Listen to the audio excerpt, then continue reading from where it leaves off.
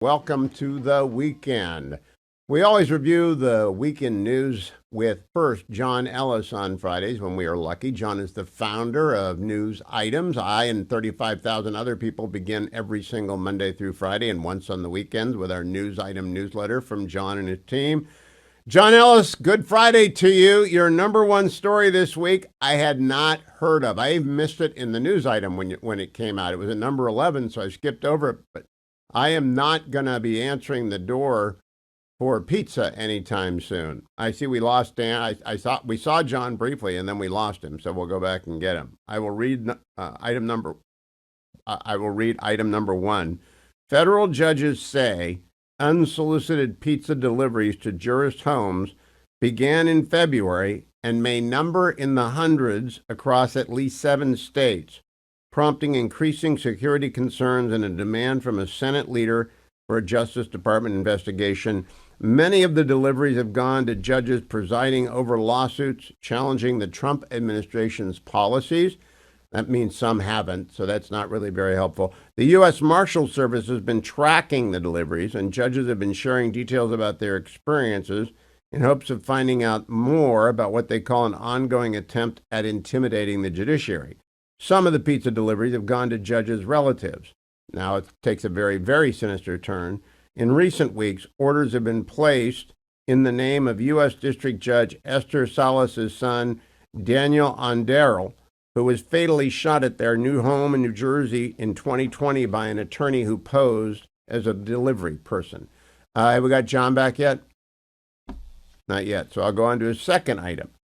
General Motors is bringing in potentially groundbreaking new battery technology that not only has 30% more energy density at the existing production cost for cells, but which would also circumvent China's stranglehold on intellectual property for EV batteries. The company, GM, even claims this new type of battery pack could lower the cost of its electric SUVs, so they're comparable to their gasoline counterparts. I'll believe that when I see it. The news came today as GM has announced it will use lithium manganese-rich LMR battery cells in its largest electric vehicles. The full-size trucks and SUVs sold by Chevrolet, GMC, and Cadillac. They are produced by Ultium Cells, its joint venture battery company with LG Energy Solutions. The first such cells will come from a pilot line in 2027, with full volume production in 2028 at a plant it hasn't disclosed. Now, what's interesting to me about this, it's from Wired, is that I just watched Larry Elder's Salem Now bio pick on electric vehicles, and I'm not buying an electric vehicle ever after watching that. And Larry started out with a very objective point of view. They've got to do a number of things with the batteries to make these cars workable and doable. Maybe this is a first step, but it's certainly not the last step. No word from John yet, so I'll go in and do an update from andrewandtodd.com. Normally, I save it for the end of the program, but I'll tell you right now in the middle of the segment while we're waiting for John. andrewandtodd.com, sponsors of the show, friends of mine. Andrew Del Rey and I have been friends for 20 years. Todd Avakian and I half that time. Andrew and Todd did the mortgage that the fetching Mrs. Hewitt and I got when we moved back to the Beltway in 2016. Done mortgages for my whole family, done mortgages for Dwayne, lots of people in Salem. Why do Andrew and Todd get all of our business? Not because they're a sponsor, though we love them that they are. It's because they're a bank. They are the lender. They underwrite the loan. They push very hard to get it closed. They make sure you don't borrow more than you should. They help you fix up your ding credit if you forgot to make a payment in 1971 and it's still on your credit report. They know all the different tricks, and whether or not you're a senior looking for a reverse mortgage or a VA loan, you don't want to put anything down, or you just want to get some money out of your house, maybe even want a reverse mortgage. You're 62 years and older and living in your primary residence, maybe it's 65, and you don't want to make another mortgage payment, you want to get some of your equity out, that's a reverse mortgage. That's why you go to andrewandtodd.com. Hey, we got John Ellis back. Hello, John. Sorry about that. I told people about the batteries and the GM and about the pizza deliveries. So that brings us back to the Joe Biden story. You've been in journalism a long time. What do you make about the return of Joe Biden?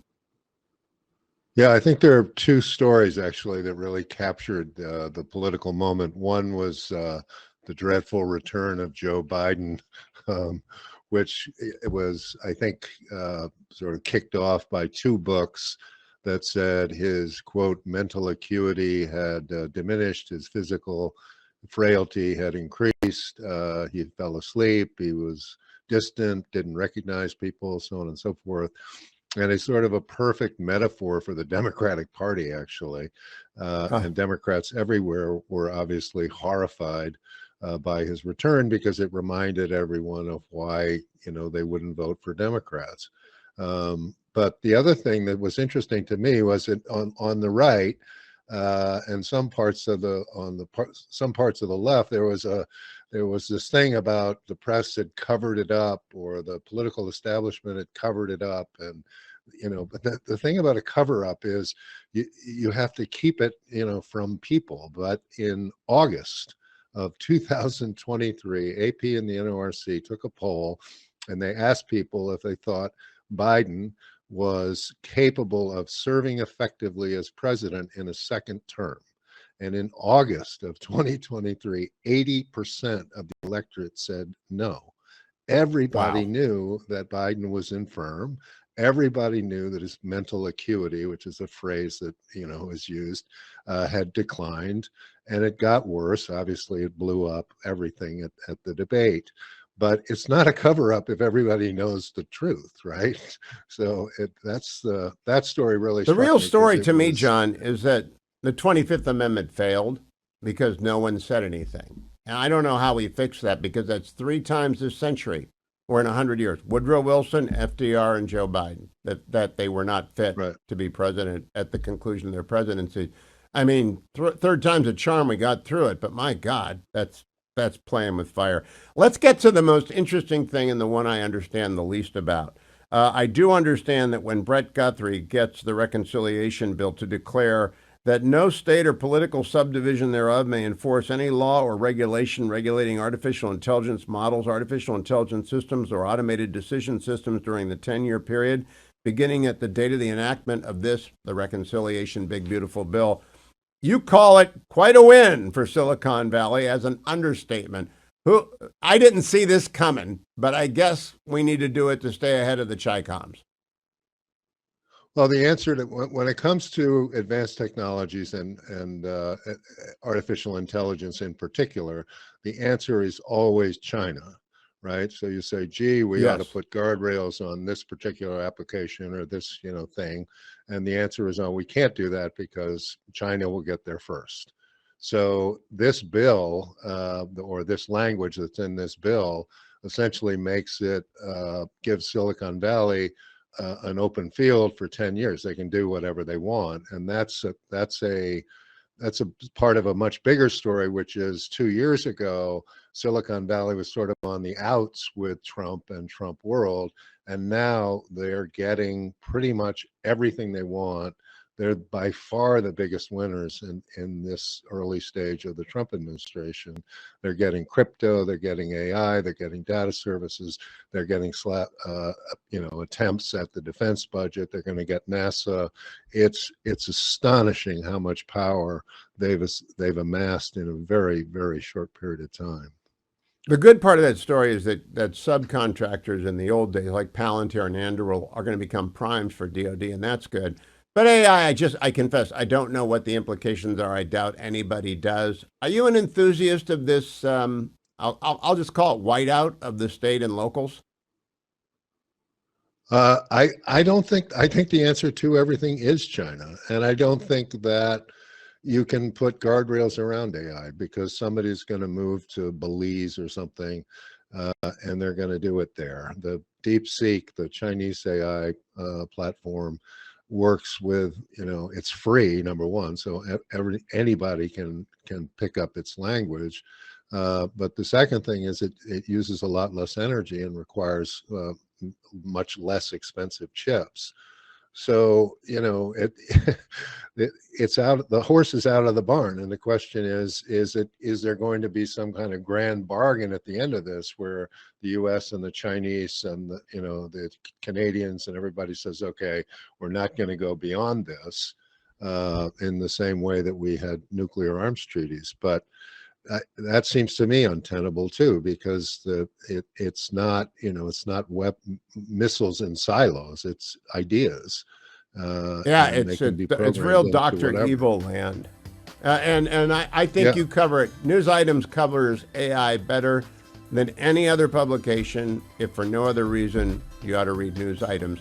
John Ellis, have a great weekend on the golf course. Thank you for all you do for the news, and I'll be right back, America. Sam Feist, the new CEO of C-SPAN, is dropping by to tell us about what his plans are for the nation's fair arbitrator of everything. They just show you what's going on. Sam Feist has been an acquaintance and colleague since 2015 when he was running the Washington Bureau for CNN. He is now the new big boss over at C-SPAN, everybody's favorite television network, and I believe that's actually true. Sam, congratulations on the move. I was kind of stunned. I thought you were glued to your chair at CNN. I never thought you'd leave. Congratulations, though.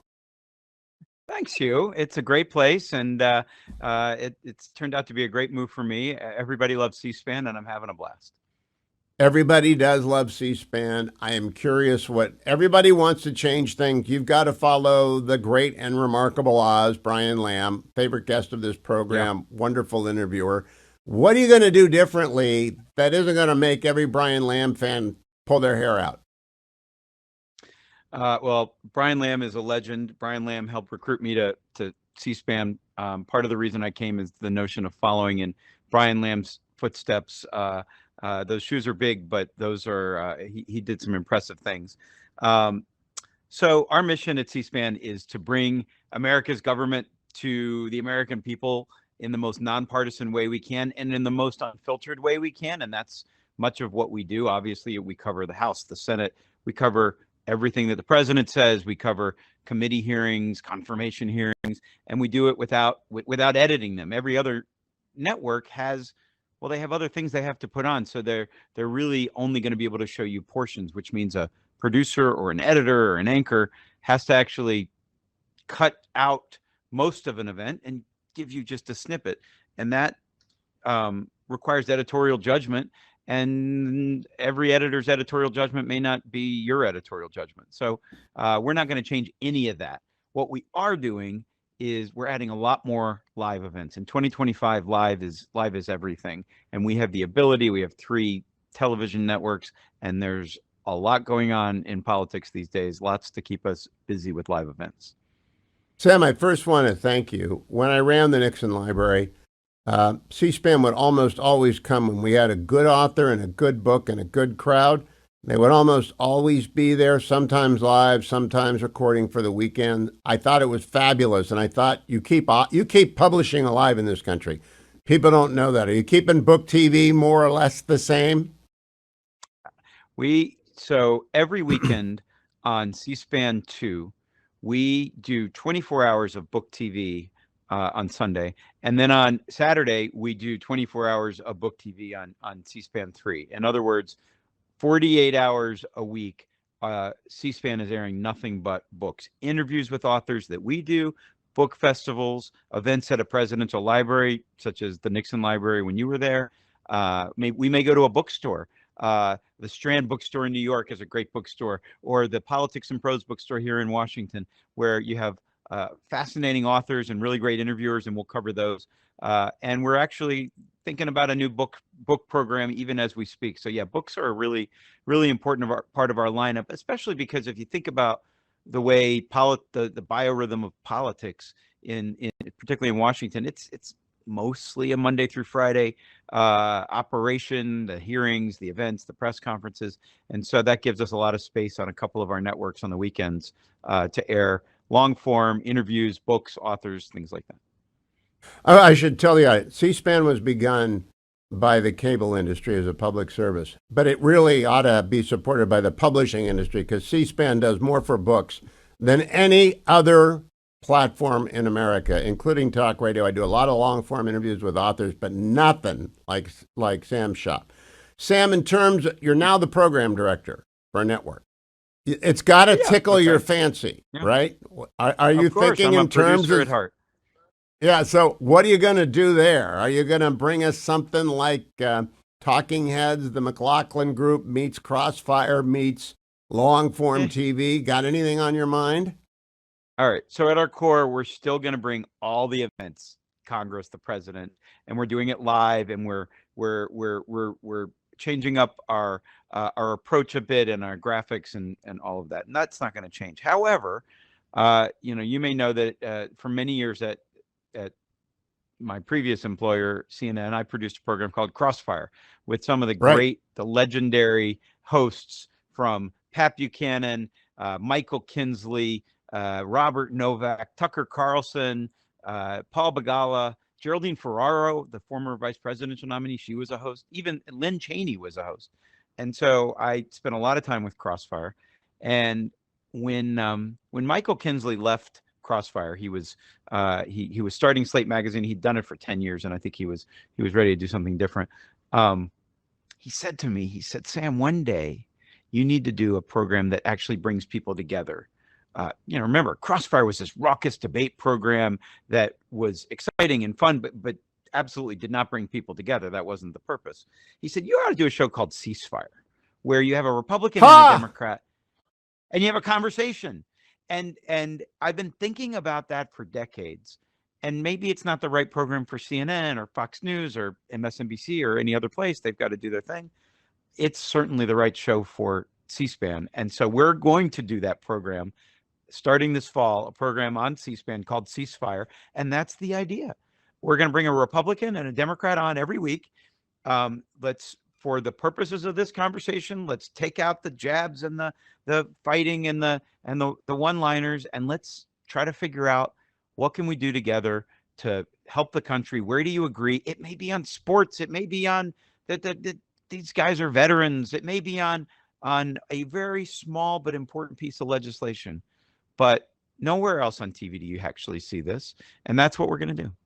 So that's a new show. Sam, I think that's brilliant. I will be watching. We'll be taping that. We'll be replaying that. If you've got a pen, I've got nominees for you for the right side of that.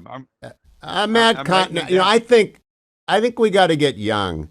I have Continetti on every week. Ben Domenech, Mary Catherine Ham, Guy Benson. You worked a lot with Shermichael Singleton. All the guys on Ruthless, Bethany Mandel. I really do think Matt Continetti is really going to be, he and Ben Domenech are going to dominate the intellectual right with Guy Benson and Mary Catherine Ham, but they're not shouters. And, I think you're onto something. People will watch this. Yeah, people will watch this. I think so. Sam, I wrote them down. Keep coming back and filling me in on this, and let me help you promote it. That is a Ceasefire. Coming to a show near you come Sunday. Thank you, Sam Feist. Good to see you, old friend, and good luck. Coming this fall on C-SPAN. All right, we will track that. I will steal that. I'll play lots of clips from that. C-SPAN has an everybody use it policy. I love that. Let me remind everyone, I'm in the Relief Factor studio. Sam mentioned that networks have to do things that break up the day. Well, you're watching on the Salem Network, Salem News Channel. And one of the things we have to do is thank our sponsors. Now, I happen to love this sponsor. I happen to use this sponsor every day. I got my 5 miles in this morning. Little bit damp up north. Didn't matter. Got my 5 miles in. Got a little bit of water. Take my Relief Factor and say, I'll feel great tomorrow when I do my 10K. And Relief Factor really does work. You need to call the number to get the starter pack for $19.95, 1-800, the number 4 and the word relief, 1-800-4-RELIEF, or simply go to their website, find that starter pack, $19.95, less than $1 a day for 3 weeks. Try it. You'll say at the end of that, thank you, Hugh Hewitt. Remember, relieffactor.com, relieffactor.com. Joined by Matt Continetti. Matt, let me do the breaking news with you first. Oh, you're back in the Stasi cell. Good to see you. Matt, the IDF has confirmed that Mohammed Sinwar was killed in the Israeli strike. Think that makes any difference to Hamas? Hi, Hugh. It's good to see you, too. I think it makes a major difference to Hamas. This Sinwar was the brother of Yahya Sinwar, the Hamas leader who orchestrated the October 7th attacks on Israel. The Yahya Sinwar's death, I think, was a major blow to Hamas. His brother took over from him. And so this will be another blow to Hamas. And, it comes at a moment when I think Hamas is reeling. It's true they released Aidan Alexander through negotiations with the United States. For all we know, with no conditions. We don't know if there were any conditions to that deal. And there's now this precipice that Hamas is on where with Donald Trump leaving the region, Israel may go in force and enact their plan to truly finish the war against Hamas. And, it's notable, President Trump has not said to Israel, don't do it.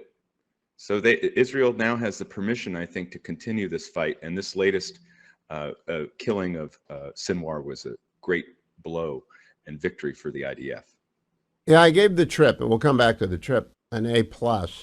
And with an asterisk, I'm not sure about the Syria lifting of sanctions, but the dog that didn't bark mattered to me. Nobody said a word when in the middle of the president's progress from Saudi Arabia to Qatar to UAE, the Israelis blow up the hospital and got Sinwar. Not a word. It's not like Joe Biden, Jake Sullivan, and Tony Blinken wringing their hands and Kamala Harris studying the maps of Rafah. Instead, they do what you got to do, Bibi. And I think that war will be over in a couple of months, and I hope they get the hostages.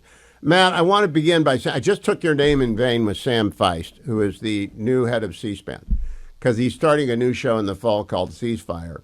I said, that's great. Let me give you some names of some young conservatives: Matt Continetti, Ben Domenech, Mary Catherine Ham, Guy Benson, Michael Singleton, the guys from Ruthless, Bethany Mandel. I could name Seth as well. There are a lot of young 40-something conservatives out there who I think would make a great TV show. I mean, I grew up on the McLaughlin Group and the Washington Weekend Review, and they're all gone now. Do you think that there's any opening there for serious people sitting around talking about serious subjects the way podcasts do, but on a network? Well, Hugh, you're always putting us to work. You're telling us to do all these podcasts and get them out early in the morning so you can listen to them on your trundle. And now you're recommending us for the C-SPAN show. I think it's an interesting idea. I love the title, Ceasefire, which is a pun off of Crossfire. And the title, of course, was coined by one of my journalistic heroes, Michael Kinsley. He's on the other side of the political spectrum than I am, but he was a great editor of magazines in the 1980s and 90s. So Ceasefire, it's an interesting concept. They want to kind of turn down the temperature, have a good civil discussions between right and left. It seemed to me from the article I read today that they're interested in having the lawmakers have this type of conversation. But if they want to ask me or Mary Catherine or Guy or Ben, of course, we'd be welcome to do it. Yeah, Sam produced Crossfire for years, and Sam's a very good producer. And I think the problem with lawmakers is, and God, I love you all. This is not personal. There's a bell curve in lawmakers from the dullest of the dull to the most sparkling. Not everyone can be Senator from Louisiana Kennedy, right? Not everyone can be that funny. And there are a lot of them that are stiffs. So, I mean, good luck to you if you go with lawmakers. But I think it could really work if they went out and they found serious writers and thinkers from the left and the right. Now I want to get to the most interesting conversation of the week. We'll go into the break. It was on yesterday's commentary podcast, and I delayed my trundling until I could listen to it. Dan Senor was on, and they talked about Jewish culture, immersive activities like camps and schools. I thought that was fascinating. It reminded me of Roman Catholic culture being immersive. If you go to parochial school and you play parochial school basketball league on Saturday and CYO softball, and it's just a whole Catholic culture. Do you think there's any chance that the Jewish culture recombines into that existence? Well, the first thing to say is, within the Jewish community, there's, of course, the Orthodox population. And for Orthodox Jews, they have the community, they have the schooling, and they have the retention in their church membership. And that's, I think, what Dan is arguing for other parts of the Jewish community to embrace, what's worked for Orthodox Jews and what's also worked for committed Catholics as well.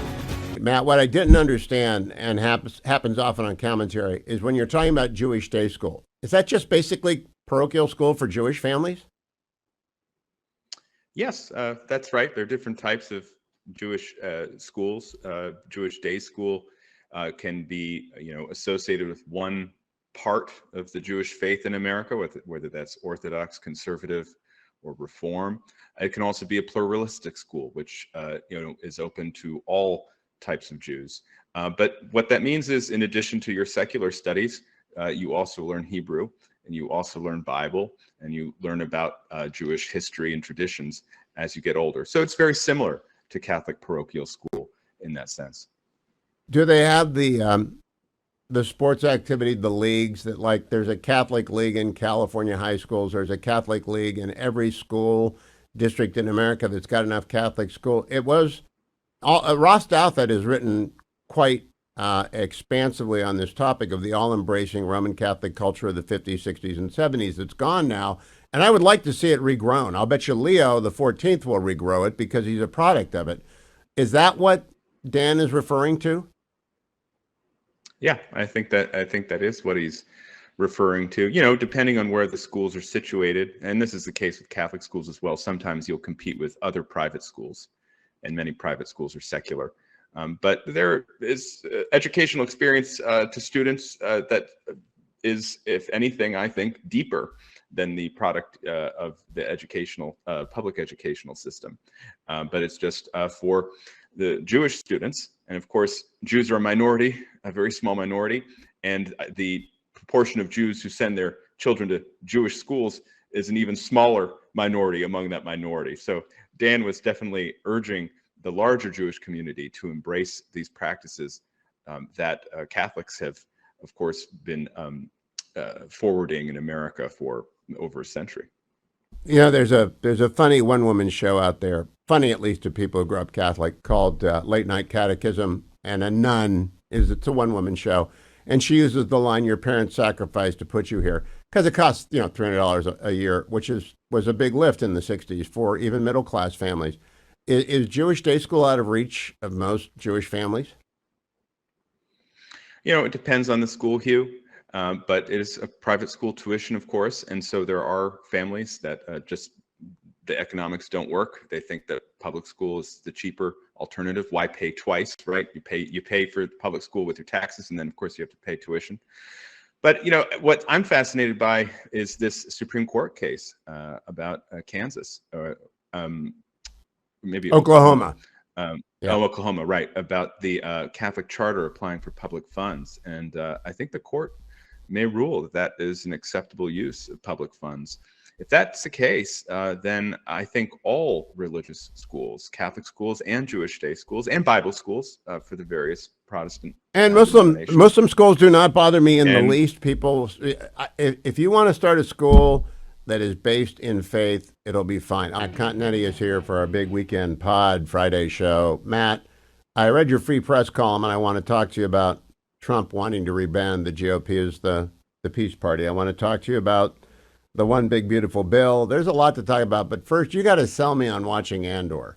You tried to, you didn't get much time, but you tried to recommend Andor, and my eyes went up. I was out trundling. I said, I'm not sure about Andor. Tell me more. It's a hard sell for people who aren't into Star Wars to tell them that the most interesting political thriller that I've watched in years is set in the Star Wars George Lucas fantasy universe.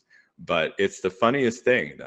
I think that you could watch the show Andor on Disney Plus, not knowing anything about Star Wars, not seeing any of the movies, and yet you'd be really interested in this political storyline. And it's a show that's about kind of how revolutions start. It's a show about what it's like to live under the thumb of an autocratic, totalitarian regime.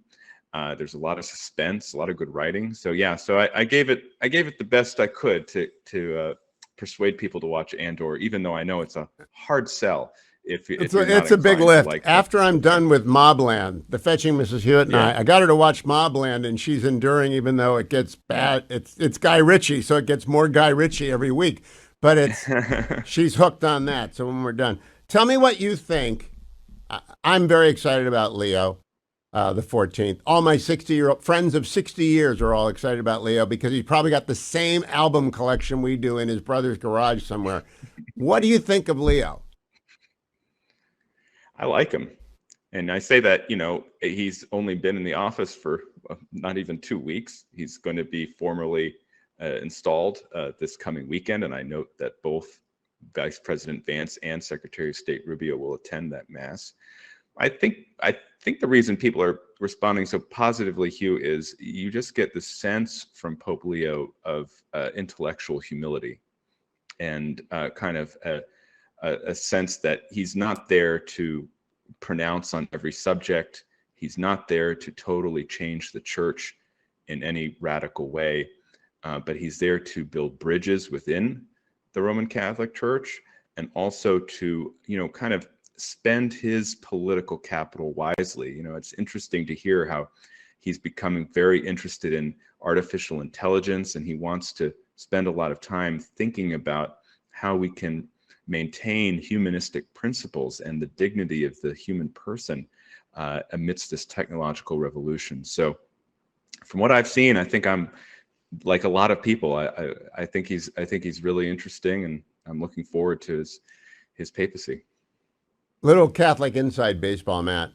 There's something called a consistory where cardinals are elevated from the bishops. And Francis, who was, and I have to go to confession, I guess, about this. I've been pretty critical of Francis after his death. May he rest in peace.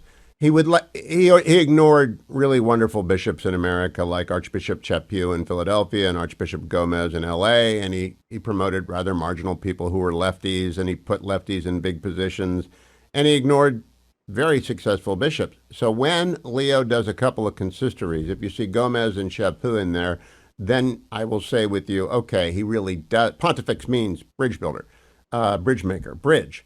And so I'll look for that. Now let's get down to brass tacks. What'd you make of the Middle Eastern trip? I thought it was very successful. I thought it was successful on a political level. All of the news coming out of the trip every single day, all of the visuals, the hair dance, the camels, the fighter jet escorts, all of it was very impressive.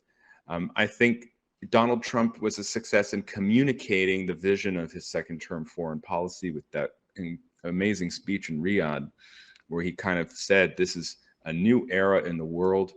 I'm a new president. I'm now interested in trade. I'm not interested in lecturing other governments. So it's going to be interest-based, economics-based, and the way to ensure a peace with the United States is to engage in commercial relationships with the United States, not to be a hostile power, but also in return, the United States won't be lecturing you about various issues, whether it's the progressive agenda or, even human rights and democracy, right? That those are kind of on the back burner.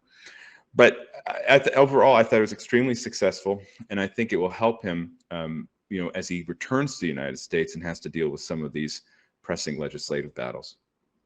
I would not have put in the line about that was clearly a shot at W, whether or not the president knew it was a shot at W about looking into the soul of people. Because then he went and he did it with the head of Syria. He did with the head of Syria what Bush did with Putin. And so I thought that was kind of odd. But I very much like bringing home the business. And when you say $1.4 trillion of UAE dollars, that's real money. And it's going into AI facilities there and here. We need that. They need that. And Little Sparta's been our ally in every war for 20 years. They're our real anchor in the Middle East. I was very glad to see him end the trip there, not begin it there. Your thoughts on that? Yeah, I think it's important. I think what you see in these first months of Trump's foreign policy is he's slowly building up the American position vis-a-vis the People's Republic of China. So he's talking about the Panama Canal. He's talking about Greenland. Then he makes the trade announcement with China. We essentially get to an embargo, but then they make a deal, right, with China. He's making a deal with the United Kingdom. He intervenes to mediate, a very classically American role in the world, to mediate the conflict between India and Pakistan. India, of course, our ally, Pakistan leaning more toward China. And now he's reaching out and making these deals for chips with the UAE as a way to, and Saudi Arabia, as a way to expand the universe of American AI as opposed to Chinese AI. So this is what I see Donald Trump doing. He's using American economic might to build an anti-China coalition, not in the military ways that we normally think about containment, but in the economic and technological ways. And this has great promise if it's successful. And of course, as Trump pointed out, and he also gave this very interesting talk to the troops in Qatar yesterday, you always have to rely on a strong military as the ultimate backstop. Matt, I don't know if you read Megan McArdle's wonderful book a few years ago, The Upside of Down, and it was about failure and learning about sunk costs. Donald Trump has absolutely no sunk costs. He does not carry around one sunk cost, not an ounce of regret about anything, and he just cuts losses immediately and moves forward. That's why I think he's pretty nimble on his feet when he changes direction. You have written in the Free Press column. Another reason to subscribe to the Free Press is Matt writes for it. Trump wants to rebrand the GOP as America's peace party. Patterns emerge. Trump aims to extinguish the fires that ignited during Joe Biden's presidency while preventing new outbreaks on his watch. Bringing home U.S. citizens held abroad remains a priority. And you reminded people he brought home 50 hostages in term one. He's doing it again. Nixon wanted to be remembered as a peacemaker, and that's on his tomb at the library in Yorba Linda. Do you think that's what Trump wants on his tomb at the Trump Library, wherever it is in Florida? Yeah, I mean, I think that he's taking a page out of the book that Nixon wrote, that even Ronald Reagan wrote. Remember, as you know, Hugh, Reagan's first term, very confrontational toward the Soviet Union. His second term, because he found somebody he believed he could work with in Mikhail Gorbachev, much more peaceful, much more restrained. And so I think if we're seeing a similar pattern here with Trump as another two-term Republican president, even though those two terms are spread out over 12 years. He's decided that he wants his legacy to be peace. And step one in that is putting out the fires that ignited during Biden's presidency, whether that's what's going on between Ukraine and Russia, whether that's the Israel-Hamas war, making the world a more settled place, and then attempting to deal with Iran. We'll see how that goes, of course. That's a long-standing problem. But then by putting out these fires, you can then move to the commercial relationships that it's clear are really motivating Donald Trump. I really do hope it's really it's a superb column, Matt. And I compliment everyone. I recommend they go to the Free Press and try the free article on that. Thank you for joining me. Follow Matt on X at Continetti. Thank you, Matt. See you next week. Thanks, Hugh. Got to do a little business here. Remind you of a few things. Number one, taxcutsnow.com. Taxcutsnow.com. Because the Republicans are fighting with each other. The Democrats don't matter. The Republicans have to agree on the outlines of the one big, beautiful bill. And yesterday, Majority Leader Scalise said on this program they're going to bring that bill to the Rules Committee on Monday, and it's going to get through, and it's going to go to the floor, and it's going to pass. You can help assure that that's the case. Job Creators Network has sponsored a program called TaxCutsNow.com to enlist millions of people around the country in making sure that the legislators know it is unacceptable to fail in making these tax cuts permanent. A lot of details have to be ironed out, and they're working on it. But the key is letting them know we approve of their doing the deal. Don't need to know the details of the detail because everything was done in regular order. The markups went 26 hours. Nobody cared anyway, but everyone knows what's in the bill. It's not being hidden in secret. You don't have to pass the bill to find out what's in the bill. TaxCutsNow.com. Then I want to make sure I tell you about ConsumerCellular.com because I got a second phone. Some of you simply want to switch phones. You want a new phone. Maybe you want a new number. But whatever you want, you don't want big cellular. They always overcharge people. You want to get the plan that works for you. If you do need unlimited data, you got some teenagers in the house, you can get 2 lines, unlimited data, $60 a month. Second month free if you use my name, Hugh, H-U-G-H. If you use less data, if you use 5 gigs a month or 10 gigs a month, whatever data you use, talk to the people at Consumer Cellular. Call them at 1-800-411-4454. 1-800-411-4454. Keep your number or get a new one.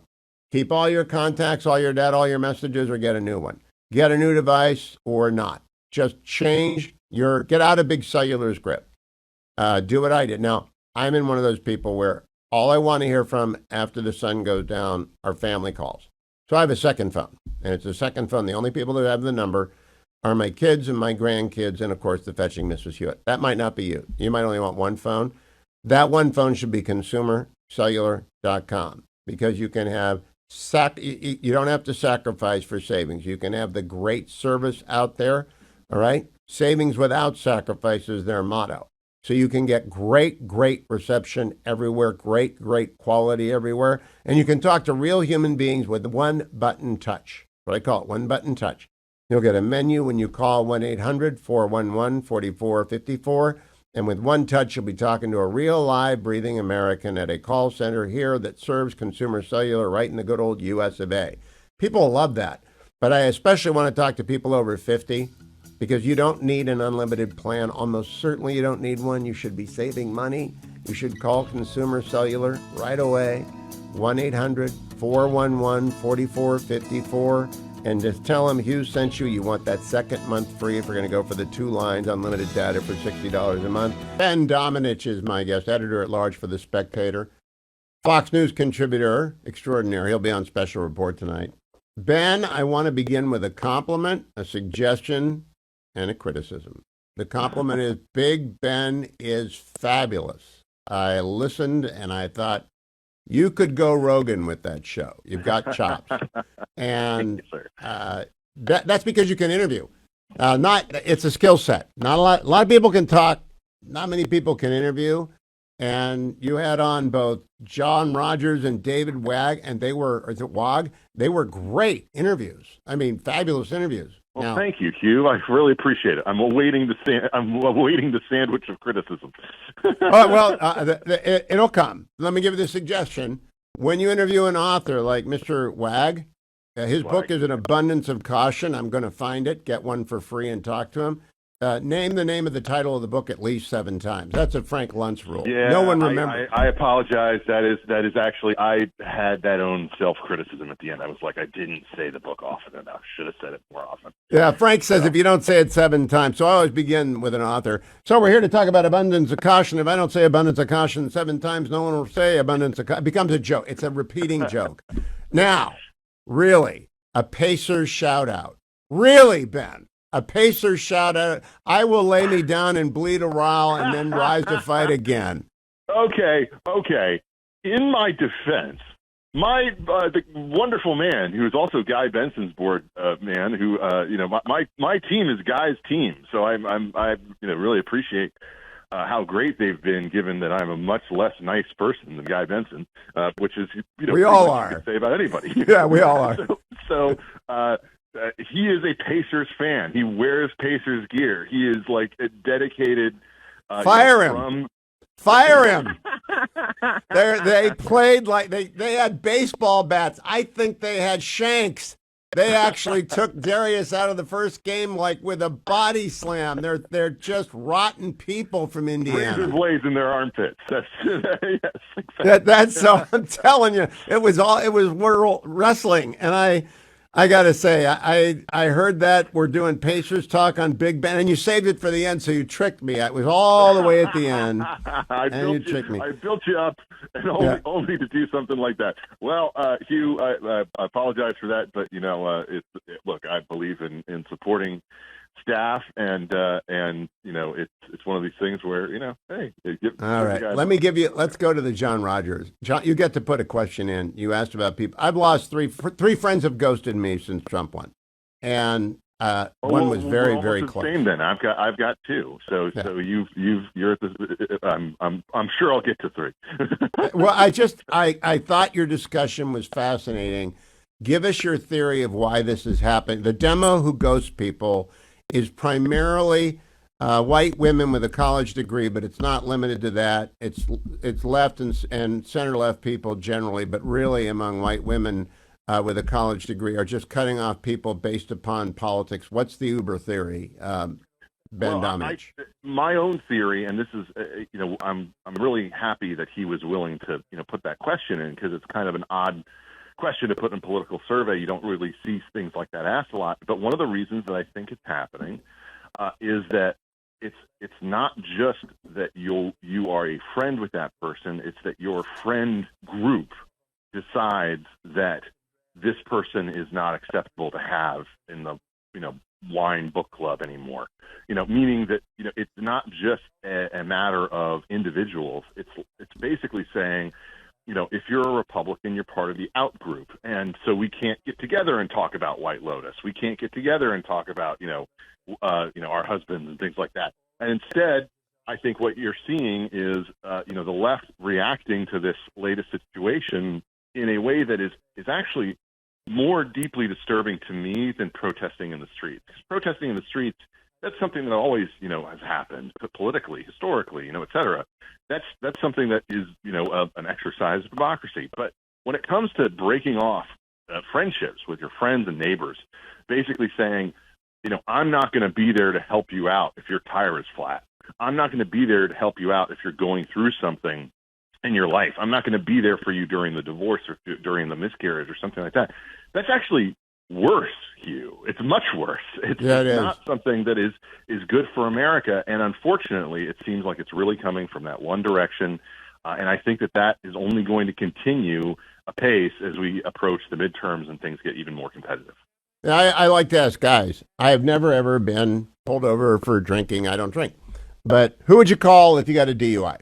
That's really the test of who do you trust the most. And well, I'll tell you one thing. I've never gotten a DUI, but I did have a stop years and years ago where the guy said, you admitted to having a drink with your dinner. You didn't test, but we need somebody to drive you home. I knew immediately who I was going to call. See? And he picked me up, and and I was just like, they won't let me go home. I got to call a cab or I got to call a friend. And I was like, well, I'll just call a friend because he lives 6 blocks over. And he came right over, picked me up, and as soon as he picked me up, he admitted, oh yeah, I had like 5 beers before you picked you up, so you actually have to drive the rest of the way. And I said, oh, come on. All right. Now, this is going to be 15 years ago, so the statute of limitations is far gone.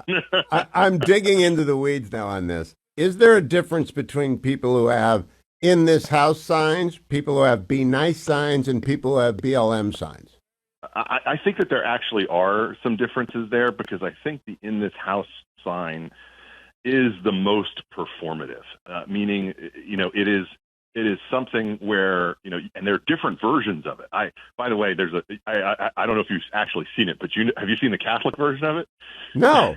Yeah, the Catholic version of it has the creed. Oh, I want that. Yes, yeah. No, some church started putting them out, and people. There's like 2 of them in my neighborhood. I love it. But the thing that is interesting about it to me is that that's kind of you have to believe all of these things. You can't just believe that.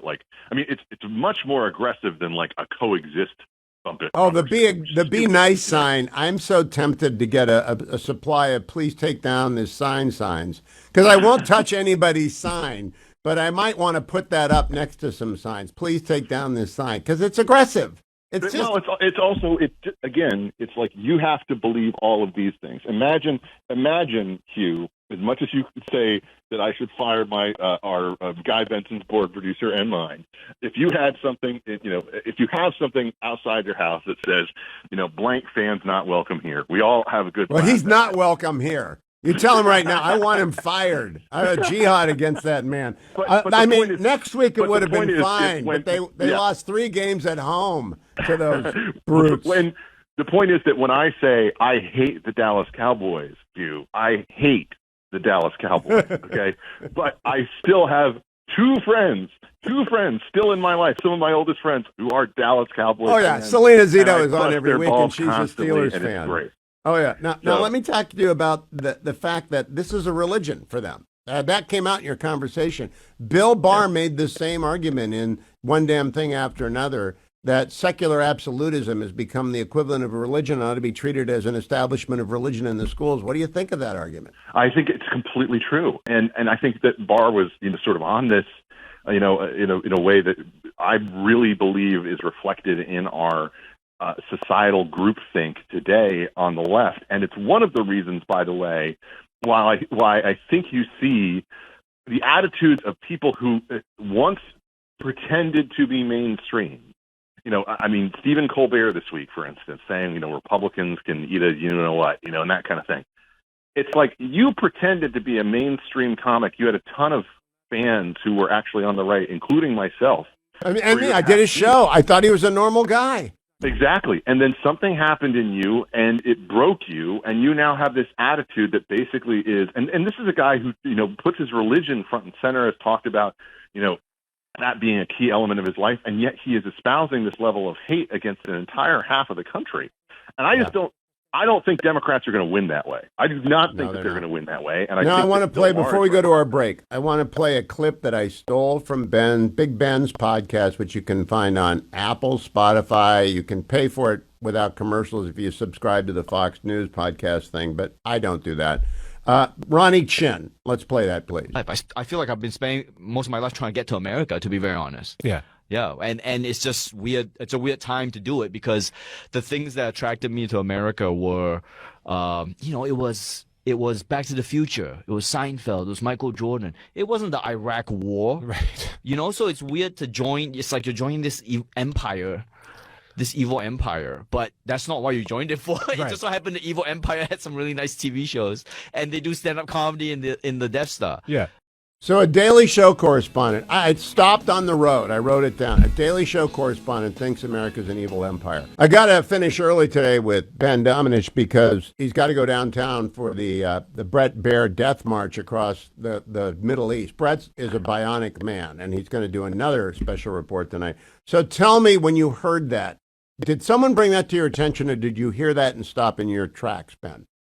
So a friend of mine flagged it for me, who listens to a lot of the Hollywood podcasts, which is, it was on a Variety podcast, I believe, where these types of folks go. I listened to it, and I was aghast because it's like, I guess I shouldn't be surprised at this point, but there is this certain idea that just based on who the current president is, or what the current political dynamic is, cultural dynamic, that means that you can just turn around and say, the United States is an evil empire, and we should hate it. And we should hate it like we hate space fascists and things like that from Star Wars. Andor, by the way, excellent conclusion this week. But the thing that is, the thing that really sticks out to me is, this is someone who says this having the immigrant experience of becoming an American.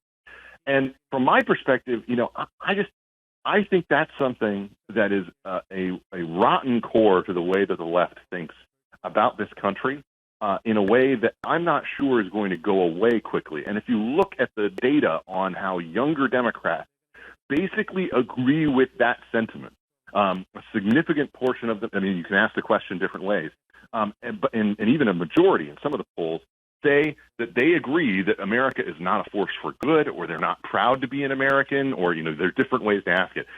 That's not a good thing for the country. We want to be able to, I'm sorry, I didn't stop being proud to be an American when Barack Obama got elected. No, at the beginning, I was more proud. I wrote a column when he was inaugurated. We elect black people here. Don't tell me that we're a racist country. Yeah, exactly. It's just the thing. I recall a conversation with one of the most conservative people that I know in politics, a good friend of mine who I've known for a long time. And when Barack Obama got elected, we had a conversation about a year and a half later, and I said, do you think he's going to win re-election? And he said, I would hate to think what would has to happen to the country for him to lose, in terms of how negative it would be, because I think that people are proud of the fact that this was something that could happen in America. And I think he was right. I think that there is something about the fact that, people can look at each other across the political aisle and say there are certain things that are a good demonstration of what we do together as a country when we decide our leaders. And that is something that we should be able to take pride in, regardless of whether our side is winning or losing, or whether the people that you like are up or down. Well, I want everyone to go and listen to the entire conversation on Big Ben, the brand new podcast. By the way, I was just shamelessly dropping your name to Sam Feist. They're starting a new show on C-SPAN called Ceasefire. And I think you and Continenty and Guy Benson and Mary Catherine Ham and Cher Michael Singleton, we got lots of smart people. Bethany Mandel, the Ruthless Crowd. We need all of our young 40-somethings covering the bases because the old guys are getting old. Ben Domenech, downtown with you. Thank you for the time today. Talk to you next week. Bye. I'm going to do the market report now. It's been a good week for the market because President Trump's been bringing home a lot of business to the United States on this trip. And then Jason Smith went on Fox this morning, Fox Business, Maria Bartiromo, and said this, cut number 12, Jason Smith, who is chairman of the House Ways and Means Committee. Maria, this is the nature of this Congress. There's colleagues of mine that have been no votes, and then they eventually change their vote. A lot of times it's a phone call from the president that delivers the yes vote. We will deliver it. Failure's not an option. I know that some of them are going out there and throwing a wet blanket on different things. This is a great pro-growth bill that benefits working families, small business owners, and farmers, and we're going to deliver on that. Will it be bouncy along this way? It will be, but that's the nature of this Congress, but we're going to deliver for the American people. I will not rest, Maria, until this bill becomes law. And this is why I think we had another great day on the market. Market Report is brought to you by American Federal, right? AmericanFederal.com. If you're going to buy or sell gold, if you're going to buy on the dip, I mentioned yesterday buying on the dip, and then I got an email from Nick Grovich about, hey, there are people who are buying on the dip. And they got special coins for if you want to buy on the dip. But the dip happened again today. Gold went down to $3,196 an ounce. $3,196 an ounce. And that's down 3 days in a row off of the $3,500 high. And I believe gold is tracks inflation, so it may stay level around that for a while, but also uncertainty. And we're going to be in a showdown with China, so I'm not going to be selling the gold that I've got. I never sell anything. But the Dow today went up 0.78, the S&P went up 0.7, and the NASDAQ went up 0.5%. NASDAQ was a little bit slower than the other ones, but that $1.4 trillion from the United Arab Emirates, wow, that's a lot of money. And that's a lot of good news. And some people are now going to take some chips off the table. Now that the rally has entered into a bull market that's extended, they might want to take some profits and flip it over to gold. If you're going to buy gold, do it with Nick Grovich. 1-800-221-7694.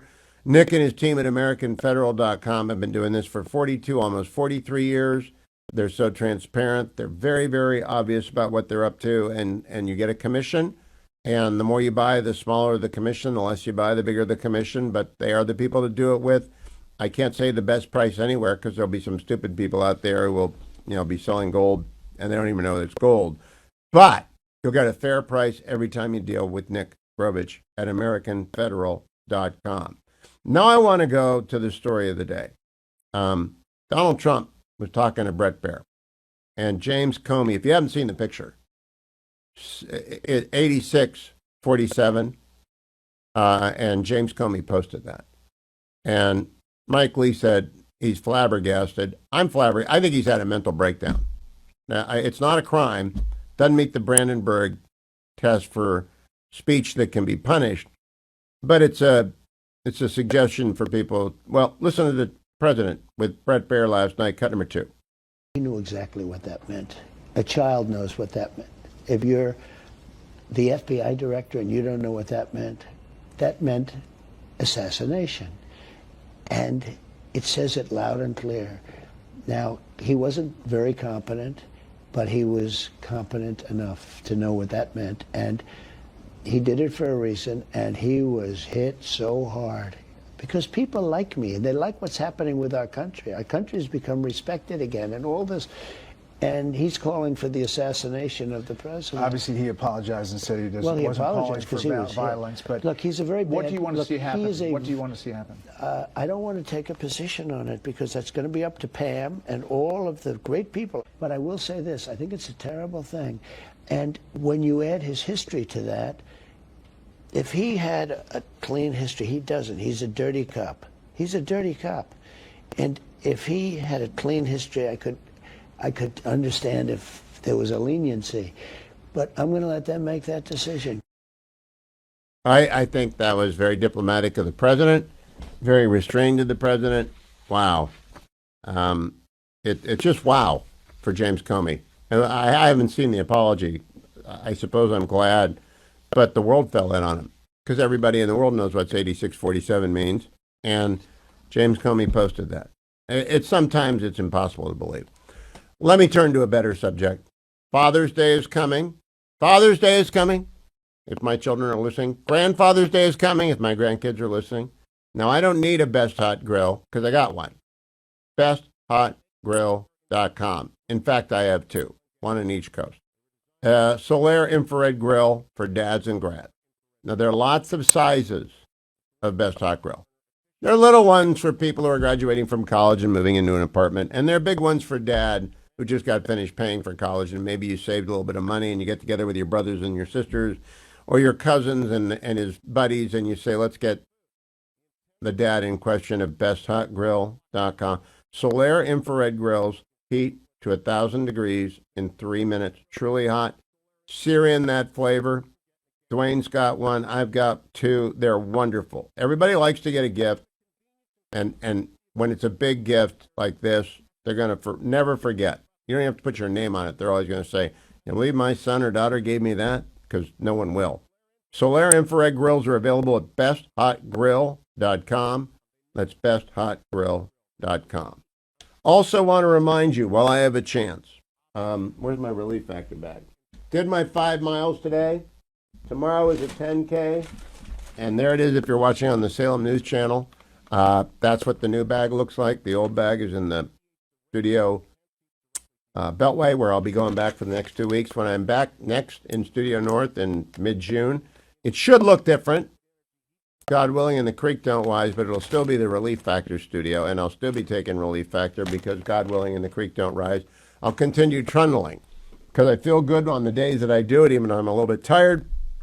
5 miles today. I was taking notes. I was listening to the Big Ben podcast, listening to the commentary podcast, listening to Vic and Mary Catherine. I had to make notes, stop, move off the side of the road. Don't try and take notes standing on the median.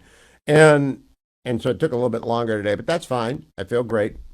I'm looking forward to tomorrow morning because Relief Factor really does work.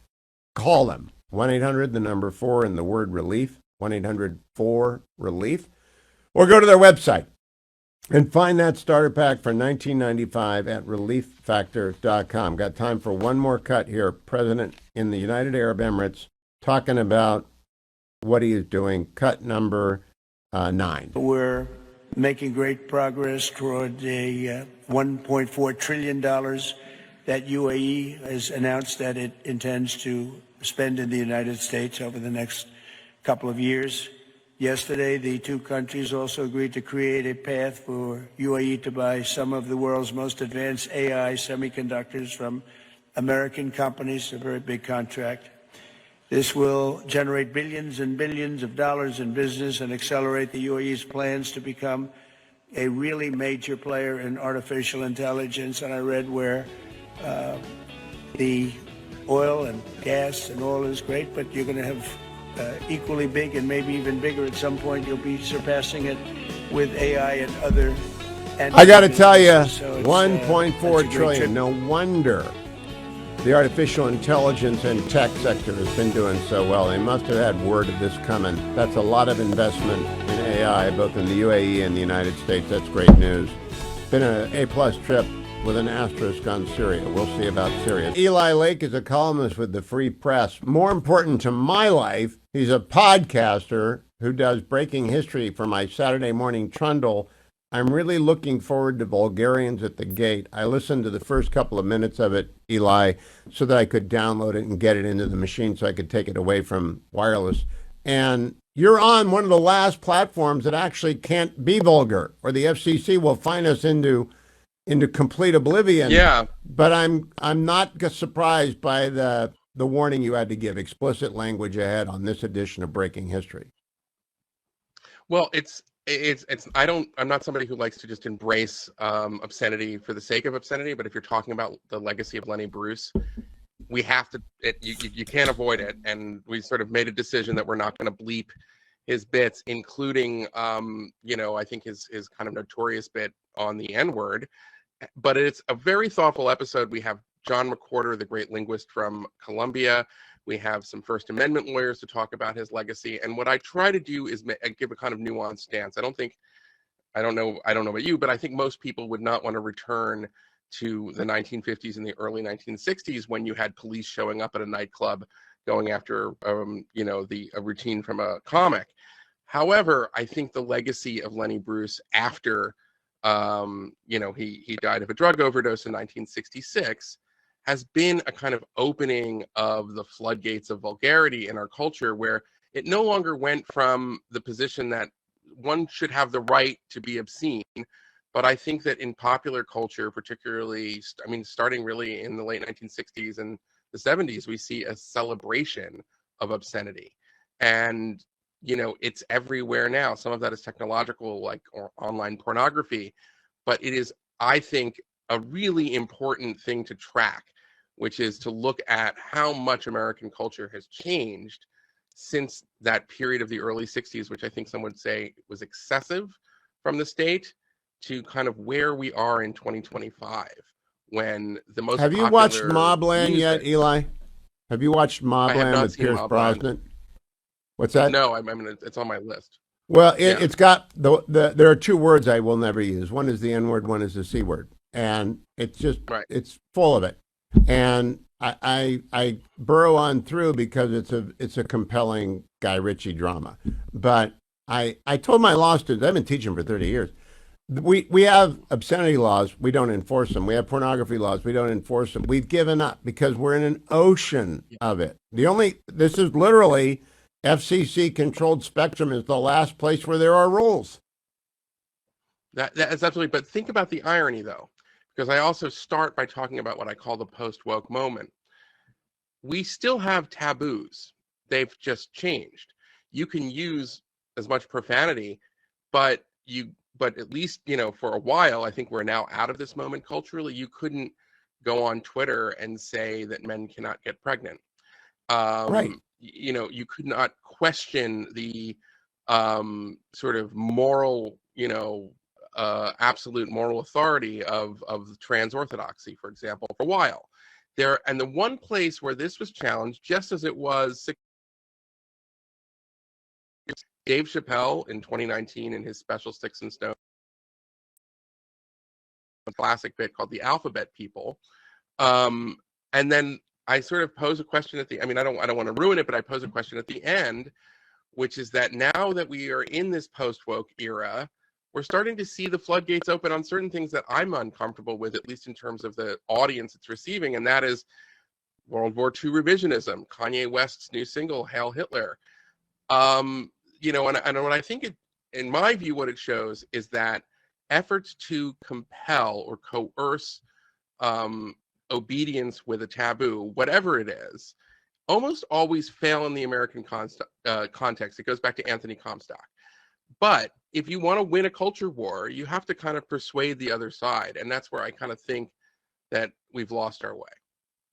Yeah, we have, but I can't wait to listen to this episode because Lenny Bruce is held up as a great path breaker. I just think he broke taboos, and I'm interested to hear what I don't know much about him. That's the other reason I think Breaking History is interesting. It will teach me something I don't know.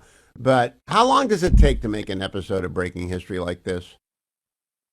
It does take a lot of time. I have a great team, but I usually end up reading, depending on the episode, I usually end up reading on average probably about 5 serious books. I try to read articles. I have help from some producers to find the archival tape. And then sitting down to write this was an 8,500 word script. To get it to be good, that takes some time. I'm a faster. I've been trained as a journalist, but It's not writing in the kind of staccato news style or even writing a magazine piece. You're writing for the ear, which requires a kind of going back and forth between the clips that I want to play, in an audio documentary. So it does take some time, but it the is a world labor of audio is completely different from anything else, and thus far you've mastered it. Thank you for saving my Saturday morning trundle.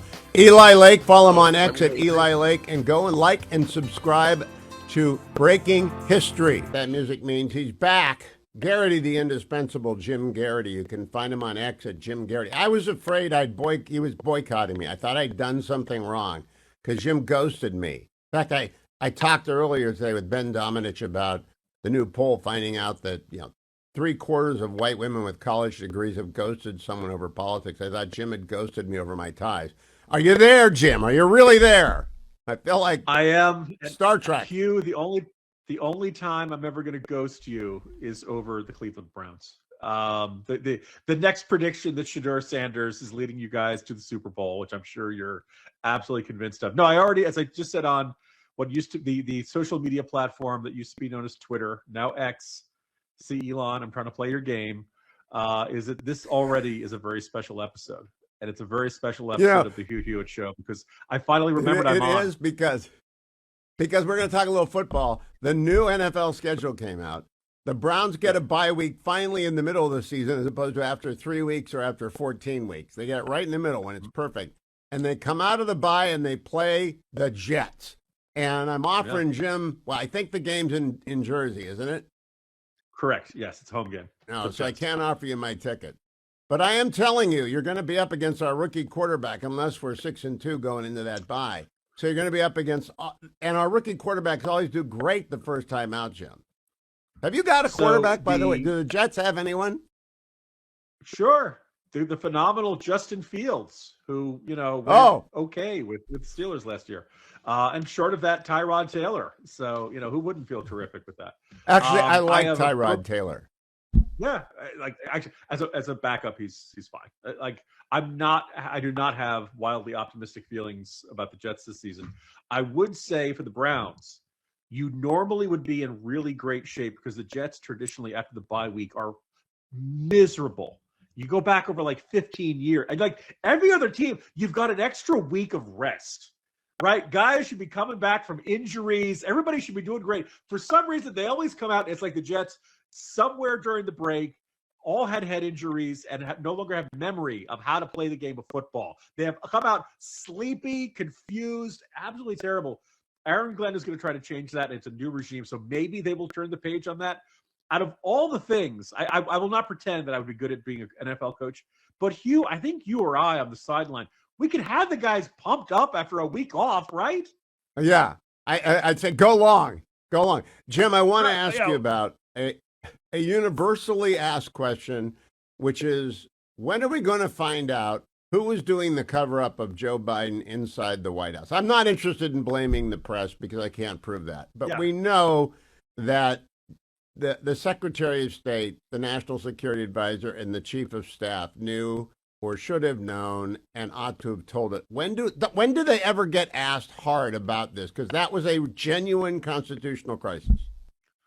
Well, probably as close as we got to that was apparently earlier this week when Jake Sullivan was asked. In the Tapper book, it is said that Joe Biden forgot your name and was struggling with it. Apparently also he had told Bedingfield Press or something like that. And they asked, Sullivan, is this accurate? And Sullivan responded, I don't recall. So now, Hugh, we got to worry about both their memories. That Biden doesn't remember anything, and apparently Sullivan doesn't remember anything either. My friend Stephen Moore, in frustration over Biden's slow walking of weapons to Ukraine, once said that Jake Sullivan should be working at Chipotle. So ever since that phrase has been stuck in my head, there are many opportunities in the fast food industry for Jake Sullivan moving forward. By the way, hey, Hugh, do you know which district he lives in New Hampshire? No. All right, so apparently he lives in the north where his wife is going to run, except she's not going to survive the Ruthless podcast, right? She's supposed to be in District 1, and he lives in District 2. So I'm just picturing Hugh kind of like I used to have an I Love Lucy in the early seasons where they had separate beds, because I just picture the district line goes through the bed of their residence. That's the only way to make sense of their... Do you know where Jake Sullivan got his gig post-presidency? Where did he? Harvard. Because it's just too perfect. Just too perfect. Of course. Jim, I want to know the other thing. Your assessment overall of the president's Middle East trip. I gave it an A+ with an asterisk, meaning I don't like the Syria part of this, but if it works, that's super. But I wouldn't have taken off the sanctions until they actually signed the Abraham Accords. What do you think of the Middle East trip? Hugh, this is going to be one of the weirder segments because I am the exact mirror universe you on this whole trip. I actually think the trip's been very bad. I think it's been absolutely shameless to see him sucking up the gutter. But the one thing that I like was lightening the sanctions on Syria. As your listeners probably know, I went to Syria earlier this year.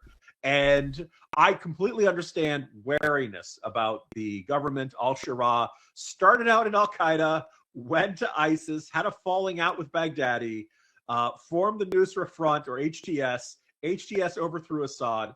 But first of all, like, Syria has been through probably about as rough a 13-year period as any other country on the planet. Those people in Damascus, they were very happy to see an American and British people visiting. They are absolutely economically struggling. The place makes Ukraine look like it's in great shape. So these folks, we could do a lot of good for a whole bunch of people who are not our enemies, who are not just trying to live their lives. And for what it's worth, Al-Sharaa is saying all the right things. So trust but verify. I completely understand. I'm not saying we have to go sell arms with them. They are helping us in our fight against ISIS. They are saying, relatively positive things about Israel. There was some talk about them wanting to get involved with the Abraham Accords. And could you imagine if not only like if Israel and Syria could ever just get to something resembling normal relations, like give Trump the next 10 Nobel Peace Prizes if he can pull something off like that. So that was the one part of the trip I actually thought was great. Everything else I thought was sucking up to these, guys who, Qatar's got a really bad record of being two-faced on the war on terror. A lot of support for Hamas, a lot of support for other terror groups. We're going to go into the break on this, but let me give you my proposition before we go into the break. Qatar has always been in the middle. They've always done business with everyone at the request. I have been told, and I've met with their ambassador, they gave money to the Nixon Library. They gave money. So did the Saudis. I think they give money to every presidential library. I'm on the board. I should disclose that. But I've been told for years, they always just do what Israel and the United States ask them to do, which is to be the middleman.